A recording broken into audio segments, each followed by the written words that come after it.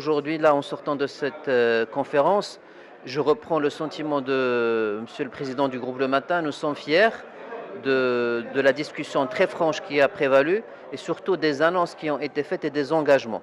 Parce qu'avec le débat qui a été, grâce au groupe Le Matin et en coordination avec l'Ordre des experts comptables et la Direction générale des impôts avec cette troisième matinale, nous avons également créé des attentes très perceptible de la part de l'ensemble des acteurs. On a eu des élus, on a eu des citoyens, on a eu des entreprises et aujourd'hui, grâce à ces assises-là, on doit répondre à la question qu'est-ce qu'on va faire différemment par rapport aux anciennes assises. Le diagnostic a été franc. Maintenant, à nous d'aller dans la déclinaison opérationnelle, bien sûr avec la loi de la programmation cadre, avec le temps législatif qu'il faut, mais comme on l'a vu d'abord avec le questionnaire sur les Marocains et les impôts et comment les Marocains perçoivent l'impôt, nous avons besoin très rapidement de signaux très forts, de ce qu'on appelle des résultats rapides et des quick wins.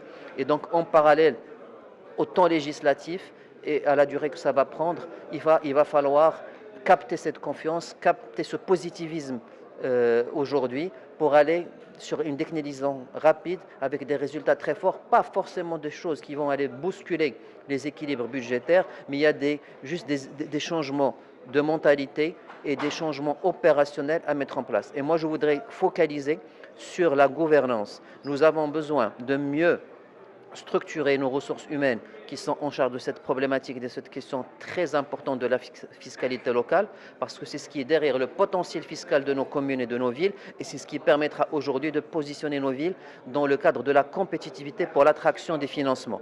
Et donc, nous avons besoin de mieux doter nos collectivités territoriales en ressources humaines dans le domaine de la fiscalité locale.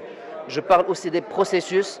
Il est grand temps aujourd'hui de mieux organiser la gouvernance de nos collectivités territoriales avec un certain nombre de schémas directeurs, avec des manuels de procédure, avec des organisations qui permettent de répondre à la question de la gestion et du recouvrement et de la diminution du contentieux et d'avoir le corollaire entre le système déclaratif et le système de contrôle fiscal. Et puis tout le monde a été unanime sur l'importance des systèmes d'information, sur les pas franchis grâce à la digitalisation de la Direction générale des impôts. Donc il va falloir emprunter le même chemin avec la digitalisation également de la fiscalité locale. Et puis je vais finir par l'harmonisation, et tout le monde a été d'accord, entre la fiscalité nationale et la fiscalité locale, avec aujourd'hui des bases qui doivent être communes entre la fiscalité locale et la fiscalité nationale. Si c'est le chiffre d'affaires, ça va être le chiffre d'affaires. Si c'est la marge brute ou la valeur ajoutée, mais en tout cas, on ne doit pas dupliquer les bases, surtout qu'aujourd'hui, sur un certain nombre de taxes locales qui sont basées sur la valeur locative et comment cette valeur locative est actualisée tous les 5 ans, le système a bien démontré ses limites.